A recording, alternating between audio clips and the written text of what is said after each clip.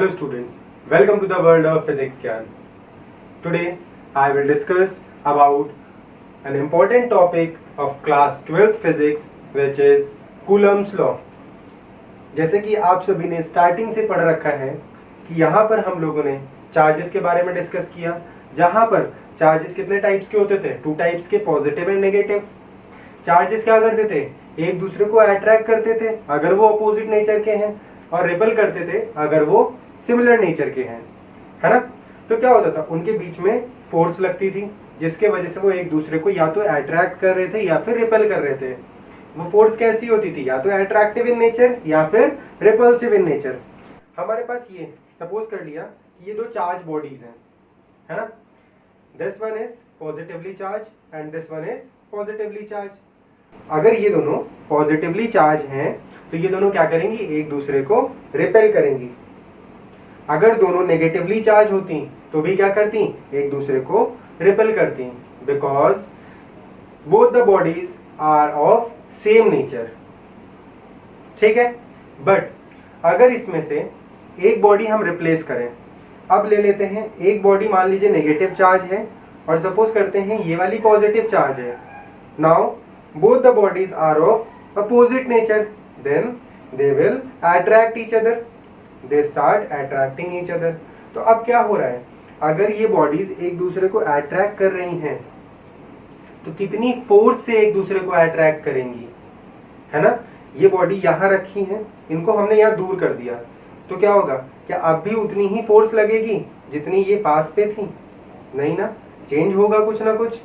ठीक है, अगर इन बॉडीज के मैग्नीट्यूड, ये जो चार्ज बॉडीज हैं इनके मैग्नीट्यूड को हम रिड्यूस कर दें, मान लो पहले अगर दोनों बॉडीज का जो है चार्ज 5 कूलम था और दोनों को अब रिड्यूस करके क्या कर दें, 2 कूलम, ये -2 कूलम, ये +2 कूलम।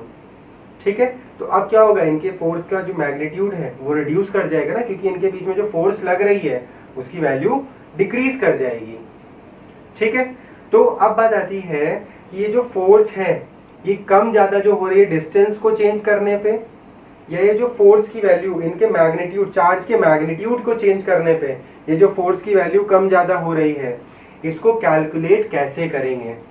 इन 1785 चार्ल्स ऑगस्टिन डी कूलम, इन्होंने क्या किया, इन्होंने एक लॉ बनाया and with the help of that law, ठीक है, now we are able to find the magnitude of force between these two oppositely charged bodies or between these two similar charged bodies। कितना force of repulsion होगा same nature की bodies के बीच में, या कितना force of attraction होगा opposite nature की बीच में। ठीक है, उनके मैग्नीट्यूड को कैलकुलेट करने के लिए ऑगस्टिन डी कूलम ने 1785 में एक लॉ फॉर्मुलेट किया था जिसे हम लोग कूलम्स लॉ के नाम से जानते हैं। ठीक है, तो इसीलिए ये लॉ इंपॉर्टेंट है, बिकॉज ये लॉ हमें हेल्प करता है कि हम लोग कैसे मैग्नीट्यूड ऑफ फोर्स को डिटरमाइन कर सकते हैं। ठीक, क्लियर है, आगे मूव ऑन करें, एक्सप्लेनेशन इसका किया जाए इस लॉ का। ठीक है, तो डिस्कस करते हैं इस लॉ को। तो before starting our discussion, please अगर आपको ये वीडियो पसंद आ रहा हो तो प्लीज वीडियो को लाइक करना ना भूलें, एंड अगर आप इस चैनल पर नए हैं तो प्लीज चैनल को सब्सक्राइब करें एंड बेल आइकन को जरूर प्रेस कर दें, सो दैट आपको सारी लेटेस्ट अपडेट्स इस चैनल से जुड़ी हुई मिलती रहें। ठीक है, सो स्टार्ट करते हैं हमारा आज का डिस्कशन अबाउट कूलम्स लॉ। ठीक, ओके, तो देखिए हमारा आज का टॉपिक क्या है, कूलम्स लॉ। कूलम्स लॉ किसने दिया था, तो ऑगस्टिन डी कूलम ने। कब दिया था, 1785 में। ठीक है, ये याद रखिएगा। ठीक है, वैसे बहुत ज्यादा इंपॉर्टेंट नहीं है लेकिन फिर भी आपको पता होना चाहिए। अब बात आती है किसके लिए ये लॉ बनाया था? तो to find the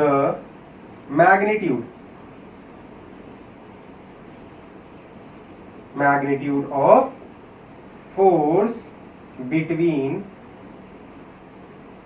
the charges. ठीक है, आई बात समझ में?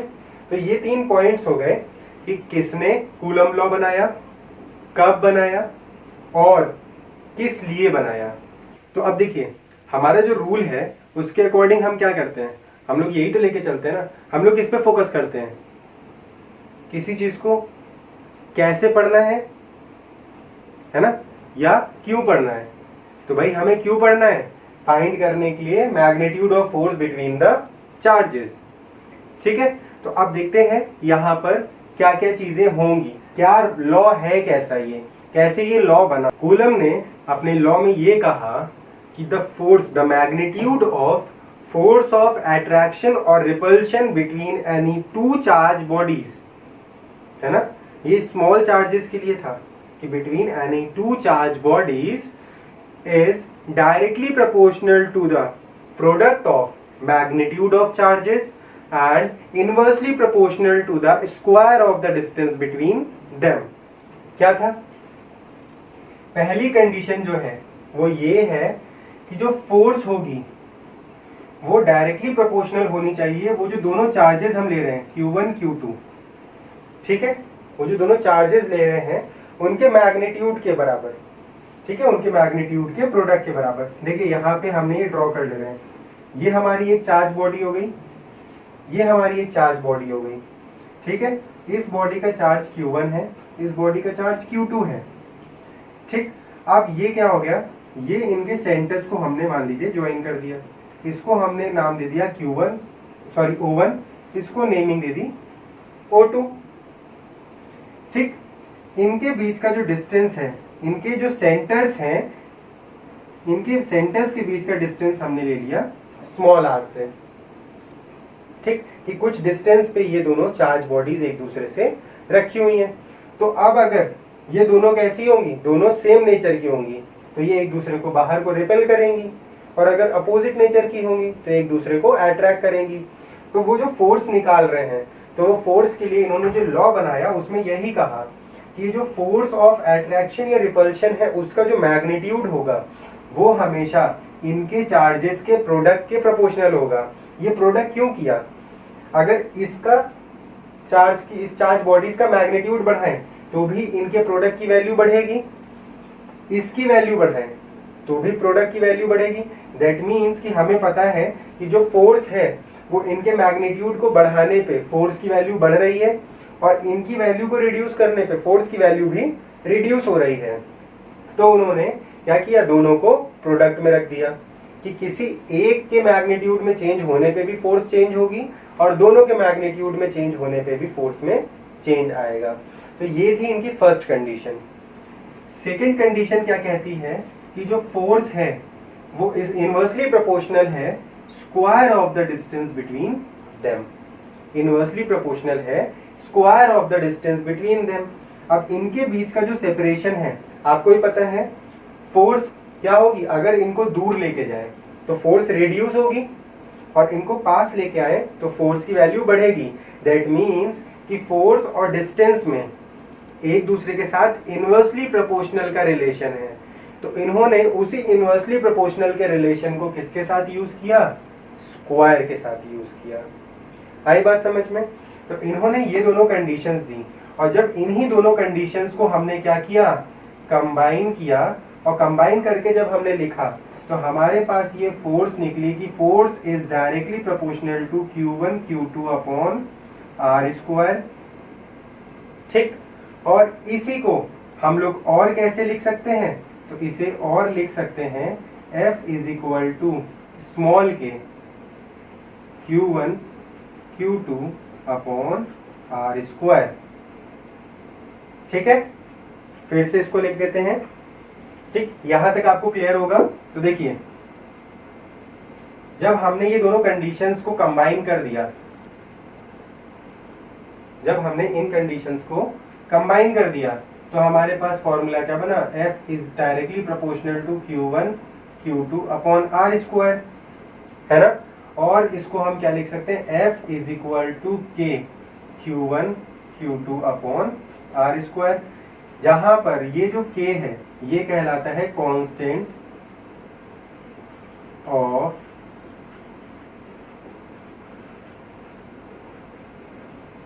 Proportionality, constant of proportionality.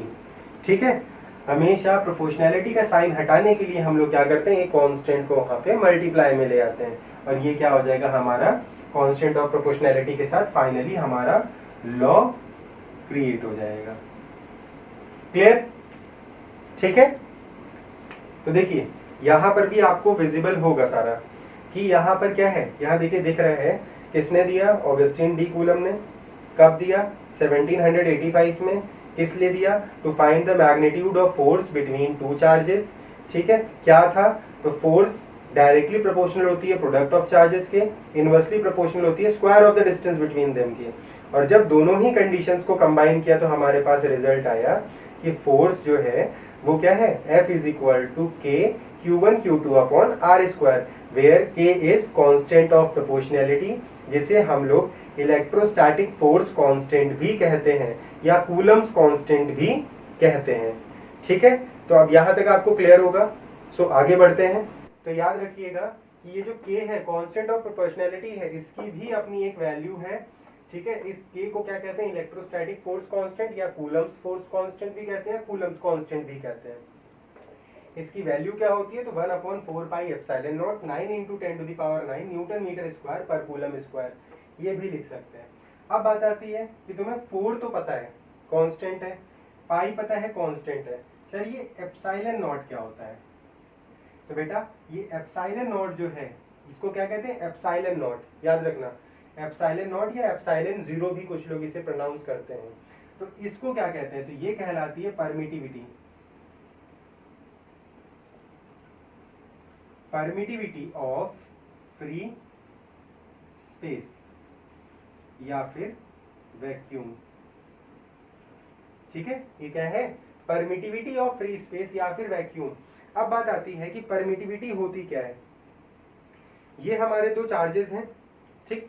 अब इन चार्जेस की बात की जाए तो इन चार्जेस के बीच में अभी क्या दिख रहा है, एयर दिख रहा है। तो इनके बीच में जो फोर्स ऑफ अट्रैक्शन होगा, या अगर दो अपोजिट नेचर के चार्ज होते तो फोर्स ऑफ रिपल्शन जो होता वो क्या होता, अभी मैक्सिमम फोर्स इनके बीच में लग रही होती। लेकिन अगर इनके बीच में एयर की बजाय हम यहाँ पे एक इनके बीच में वुडन पीस डाल दें या पेपर का पीस डाल दें, तो क्या होगा, फोर्स की वैल्यू कुछ ना कुछ तो रिड्यूस होगी ना। ठीक है, वो फोर्स की वैल्यू रिड्यूस हो जाएगी। ठीक, तो ये जो परमिटिविटी है, ये परमिटिविटी हमारे लिए बस इसीलिए यूज होता है क्योंकि ये हमें ये बताने का काम करता है कि ये जो फोर्स है, यहाँ पे जो हमारी फोर्स लग रही है उसकी वैल्यू में क्या चेंज आएगा when medium between the charges is changed. ठीक है, ये भी एक कांस्टेंट होता है, एप्सिलॉन नॉट भी एक कांस्टेंट है, ये परमिटिविटी भी एक कांस्टेंट है, जिसकी वैल्यू किस पे डिपेंड करेगी, नेचर ऑफ द मीडियम पे। वो जो दो चार्जेस के बीच में नेचर है उस पे डिपेंड करेगी ये परमिटिविटी की वैल्यू। तो याद रखना कि एप्सिलॉन नॉट की वैल्यू जो होती है वो होती है 8.85 × 10⁻⁻12। ठीक, और इसकी जो यूनिट होगी वो होगी कूलम स्क्वायर पर न्यूटन मीटर स्क्वायर। याद रखिएगा इस चीज को भी कि ये एप्सिलॉन नॉट खुद भी एक कांस्टेंट होता है। ठीक है, तो इसीलिए जब ये सारे कांस्टेंट मिलते हैं तो हमारा एक नया कांस्टेंट डेवलप होता है जो कहलाता है इलेक्ट्रोस्टैटिक फोर्स कांस्टेंट, जिसकी वैल्यू इतनी होती है। वहीं अगर हम लोग बात करते हैं एप्सिलॉन नॉट की तो उसकी वैल्यू इतनी होती है। क्लियर है? ठीक, तो ये तो बात रही कि जब दो चार्जेस के बीच में वैक्यूम या एयर हो तब तो ऐसा होगा। लेकिन अगर इसकी बजाय वहां पे दो चार्जेस के बीच में हम क्या डाल दें, कोई वुड डाल दें या पेपर डाल दें, तो क्या होगा, फोर्स में चेंज आएगा। ठीक है, तो उस टाइम पे जो वो परमिटिविटी होगी, वो परमिटिविटी क्या होगी, उस पर्टिकुलर मीडियम की परमिटिविटी कहलाएगी। तो देखिए उसको हम लोग डिनोट करेंगे एप्सिलॉन से, और वो होगी परमिटिविटी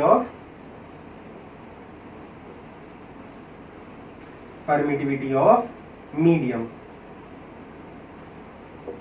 ठीक है, अलग अलग मीडियम की अलग अलग परमिटिविटी होती है। और अब अगर बात करते हैं कि हम लोग अगर फर्स्ट वाले केस के हिसाब से, ठीक है ना, फर्स्ट वाले केस के हिसाब से फोर्स को लिखें तो फोर्स क्या होगी, F is equal to 1/4 pi epsilon naught, है ना, Q1 Q2 upon R square. कब, जब चार्जेस के बीच में जो मीडियम था वो क्या था, वैक्यूम या फिर एयर था। वही अगर दूसरे केस की बात की जाए, ये कब के लिए है, एयर वाले केस के लिए। ठीक, वही अगर बात की जाए फोर्स की, कब के केस में, जब वहां पर हमने क्या डाल दिया, मीडियम को ही डाल दिया, एयर को हटा के कोई मीडियम पर्टिकुलरली डाल दिया, तो उस केस में हम कैसे लिखेंगे, 1/4 pi epsilon Q1 Q2 upon R square.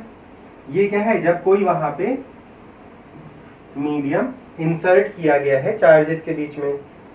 ठीक, तो अब क्या करते हैं हम, इस एप्सिलॉन को यानी मीडियम वाले एप्सिलॉन को हम अगर एयर के टर्म्स में लिखना चाहें तो हम इसको और भी ऐसे लिख सकते हैं, 1/4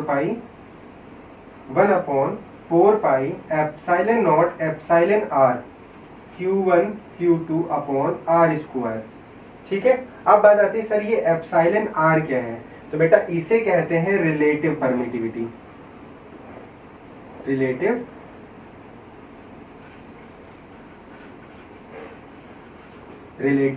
परमिटिविटी, ये रिलेटिव परमिटिविटी क्या है, जब हम लोग रेशियो लेते हैं, ठीक है ना, जब हम लोग रेशियो लेंगे किसका, परमिटिविटी ऑफ मीडियम और परमिटिविटी ऑफ फ्री स्पेस का, तो परमिटिविटी ऑफ मीडियम और परमिटिविटी ऑफ फ्री स्पेस का रेशियो हमें क्या देता है, रिलेटिव परमिटिविटी देता है। ठीक है, तो बस वही है। तो यहाँ पे अगर हम लोग लिखते हैं, ठीक है, अलग से लिख लेते हैं, तो रिलेटिव परमिटिविटी क्या है,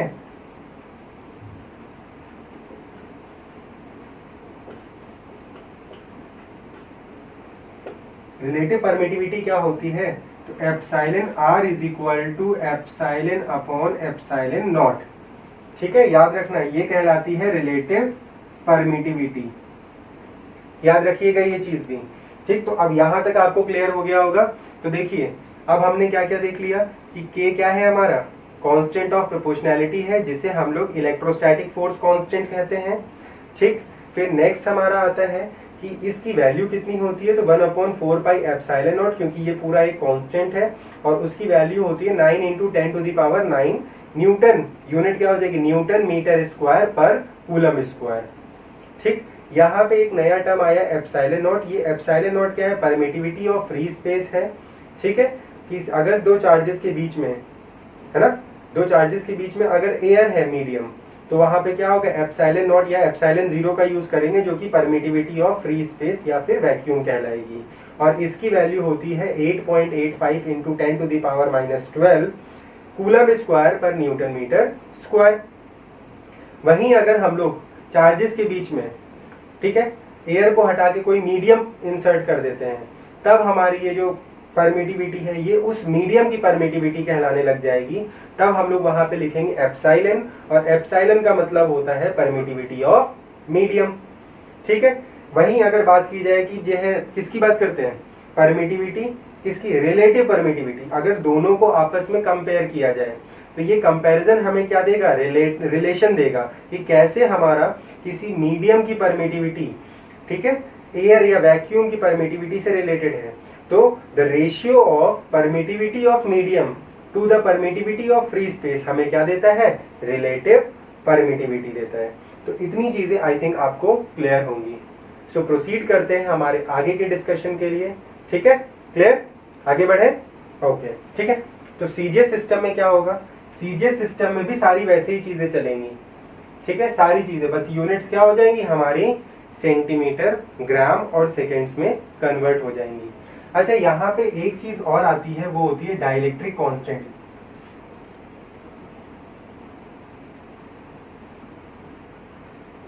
याद रखिएगा डाइलेक्ट्रिक कांस्टेंट क्या होता है। तो डाइलेक्ट्रिक कांस्टेंट क्या होता है, इसे हम रिप्रेजेंट करते हैं कैपिटल के से, और ये हमारा, ठीक है, रेसिप्रोकल होता है किसका, तो जो कांस्टेंट ऑफ प्रोपोर्शनैलिटी स्मॉल के है उसका रेसिप्रोकल होता है।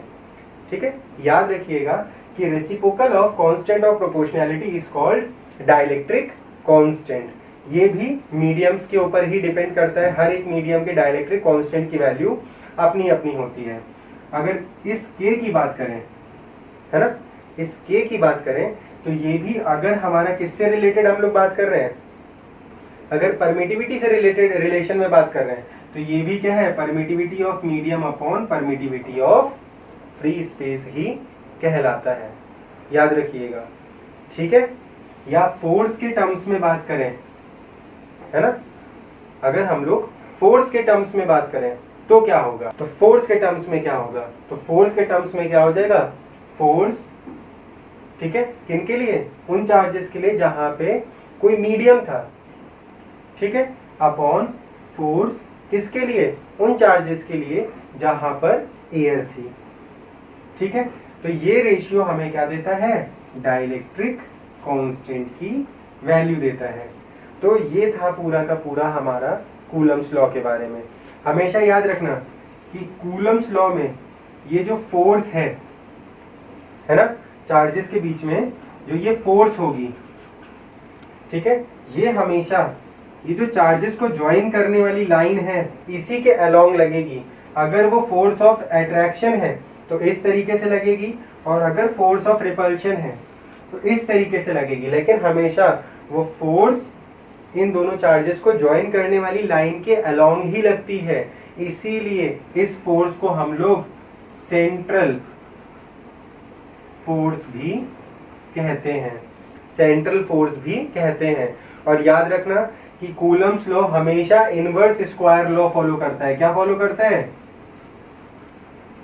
इनवर्स स्क्वायर लॉ, ठीक है। इसी तरीके का आपने ग्रेविटेशनल लॉ भी देखा होगा, ठीक है, याद रखना ग्रेविटेशनल लॉ भी कुछ ऐसे ही है। वहां पे चार्जेस की बजाय क्या होते हैं, मासेस होते हैं, यहाँ पे चार्जेस हैं। वो भी इनवर्स स्क्वायर लॉ को फॉलो करता है, ये भी करता है। बस डिफरेंस क्या हो जाता है कि जो ग्रेविटेशनल लॉ है, न्यूटन का दिया हुआ ग्रेविटेशनल लॉ, उस केस में क्या होता है, उस केस में वहां पर हम लोगों को ये देखने को मिलता है कि वहां पे फोर्स ऑफ अट्रैक्शन ही रहेगी हमेशा।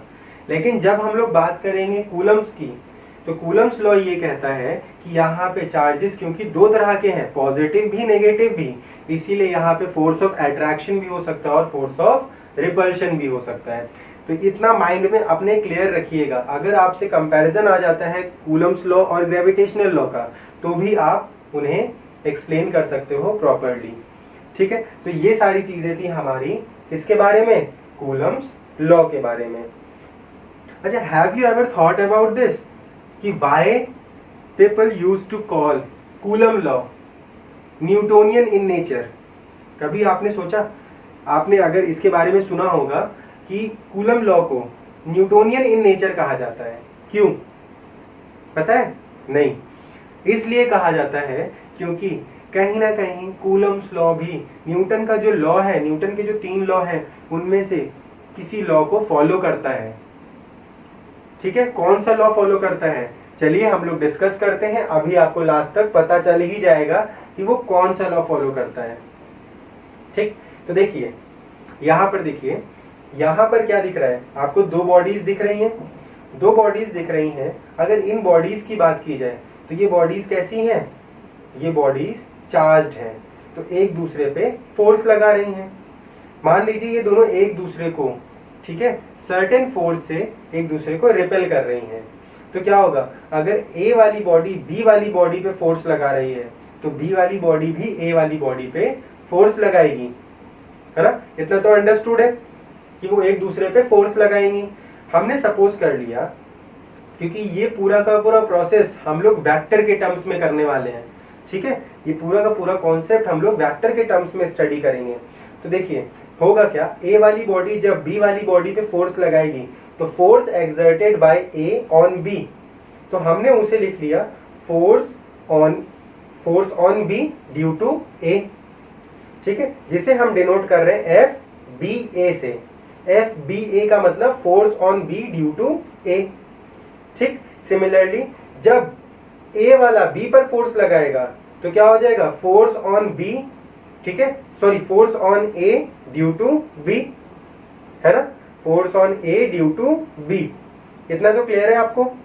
ठीक, तो हमने क्या किया, अब सेकेंड वाले केस के लिए हमने कैसे रिप्रेजेंट कर लिया, अपना सिंबल ले लिया एफ ए बी, और दोनों ही देखिए वेक्टर के टर्म्स में लिखे हैं, इसीलिए वेक्टर का सिंबल भी इनके ऊपर लगा हुआ है। ठीक है, तो अब हम इनको लेते हैं अपने फॉर्मूले में। फॉर्मूले में लेंगे तो देखिए क्या आ रहा है, force on B due to A is equal to 1/4 epsilon not Q1 Q2 upon R, है ना, R।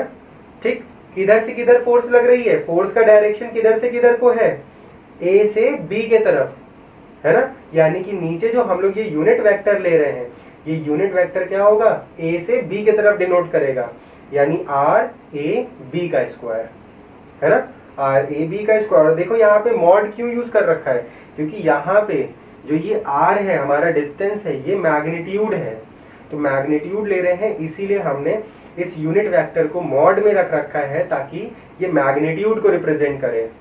ठीक, और साइड में हमने यूनिट वेक्टर लगा दिया, जो कि हमारा क्या है, यूनिट वेक्टर हमें बता रहा है ना, कि ये फोर्स के साथ अब ये मैग्नीट्यूड के साथ डायरेक्शन भी जुड़ गया है। अच्छा, आपको याद होगा ना, क्लास 11th में पढ़ा था आपने कि यूनिट वेक्टर क्यों स्टडी करते हैं।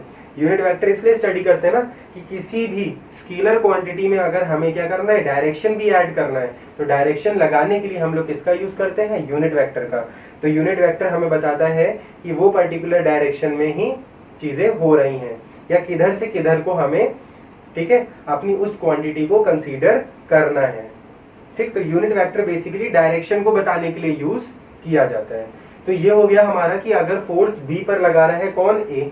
इसी तरीके से अगर फोर्स ए पर लग रही है बी के वजह से, तो क्या होगा, F A B is equal to 1/4 epsilon not Q1 Q2 upon R B A। क्यों, क्योंकि किधर से किधर आ रहा है, B से A के तरफ आ रहा है, इसीलिए B A का स्क्वायर और B A R B A unit vector. ठीक, अच्छा, अब यहां तक तो आपको ये दोनों फोर्सेस की इक्वेशंस क्लियर हो गई होंगी। ठीक, अब बात आती है, आपको वेक्टर का एक रूल याद होगा कि अगर, ठीक है, यूनिट वेक्टर का डायरेक्शन या किसी वेक्टर का डायरेक्शन रिवर्स करें तो वो माइनस साइन के साथ आ जाता है। तो हम क्या, ये R B A को माइनस में R A B नहीं लिख सकते, लिख सकते हैं, ठीक है, वेक्टर के अकॉर्डिंग। तो R A B, ठीक है ना, ये जो R A B है वो क्या है, हमारा माइनस में हो जाएगा। बोलो, इतना क्लियर है? तो अगर इसी को हम लोग कहाँ पुट कर दें, अपनी सेकेंड इक्वेशन में, तो अब हमारे पास सेकेंड इक्वेशन क्या बन गई, F, ठीक है ना, force on A F A B is equal to 1/4 epsilon not Q1 Q2 upon mod में, है ना, R स्क्वायर, ठीक, या R B A का होल स्क्वायर। अब यूनिट वेक्टर जो था पहले हमारा क्या था, यूनिट वेक्टर पहले हमारा देखो क्या था, किधर से किधर को हो रहा था, B से A के तरफ। अब माइनस साइन के साथ क्या होगा, A से B के तरफ, इसीलिए आप क्या लिख दिया, R A B माइनस में, है ना, इतना क्लियर है आपको? ठीक है, तो अब हमारी क्या होगी, अगर इस इक्वेशन को फर्स्ट इक्वेशन से कंपेयर किया जाए तो आपको ये क्लियर हो जाएगा कि ये जो हमारी फोर्स निकल के आई है सेकेंड इक्वेशन में, यानी force on A due to B is equal to minus में force on B due to A, यानी फोर्स जो ए पर लग रही है बी के वजह से वो अपोजिट है force on B due to A. और ऐसा सिर्फ और सिर्फ कभी कब जो है हम लोग ऐसा कंसीडर करेंगे, जब दोनों चार्जेस के मैग्नीट्यूड को हम लोग क्या लें, इक्वल ले लें। ठीक, तो हमें फोर्सेस मिल गई, यानी एक दूसरे पे जो वो फोर्सेस लगा रही हैं वो इक्वल इन मैग्नीट्यूड है बट अपोजिट इन नेचर है। और अगर आपको याद हो तो न्यूटन का जो थर्ड लॉ है वो भी यही कहता है कि forces are equal in magnitude but opposite in nature.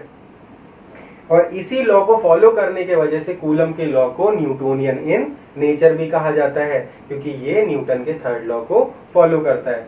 तो अब आपको ये पूरा का पूरा कॉन्सेप्ट क्लियर हो गया होगा, और यही कहलाता है, ठीक है, representation of Coulomb's law in vector form. बहुत इंपॉर्टेंट चीज है, इस चीज को याद रखिएगा, पूरा का पूरा कॉन्सेप्ट बहुत इंपॉर्टेंट डेरिवेशन है। क्योंकि आपको अगर ये चीजें क्लियर हो गई कि कूलम्स लॉ क्या होता है, तो वेक्टर फॉर्म भी तो आपको पता चलना चाहिए, क्योंकि जब आपको वेक्टर का रूल पता चल जाएगा कूलम लॉ से रिलेटेड, तो आप क्या होगा, किसी भी तरीके का न्यूमेरिकल सॉल्व कर सकते हो। ठीक है, तो आज के लिए हमारा डिस्कशन यहीं पर एंड होता है।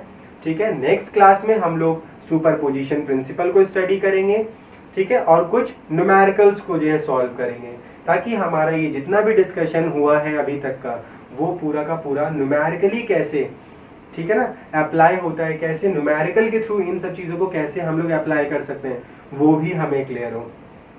ठीक है, तो आप नेक्स्ट वीडियो में आपको इस पूरे के पूरे डिस्कशन का न्यूमेरिकल पॉइंट ऑफ व्यू से भी डिस्कशन मिल जाएगा। सो टिल देन, ठीक है, वेट करिए आप लोग नेक्स्ट वीडियो के लिए। अभी हम लोग यहाँ से वाइंड अप करते हैं। हाँ, लेकिन वाइंड अप करने से पहले अगर आपको ये वीडियो अच्छा लगा हो तो प्लीज इस वीडियो को लाइक जरूर करें, और अगर आप इस चैनल पर नए हैं तो चैनल को सब्सक्राइब करना ना भूलें। और किसी भी तरीके का डाउट या क्वेरी हो तो डिस्क्रिप्शन में आपको हमारे फेसबुक पेज का, हमारे इंस्टाग्राम पेज का लिंक दिया हुआ है, आप वहां से हमसे डायरेक्टली कांटेक्ट कर सकते हैं, अपने डाउट्स क्लियर कर सकते हैं। सो ये था हमारा आज का पूरा डिस्कशन कूलम्स लॉ के बारे में। ठीक, अब हम लोग नेक्स्ट वीडियो में न्यूमेरिकल्स को सॉल्व करेंगे कूलम्स लॉ से रिलेटेड। ठीक है, टिल देन वेट करिए, मिलते हैं नेक्स्ट वीडियो के साथ। स्टे होम, स्टे सेफ, मिलते हैं, बाय बाय।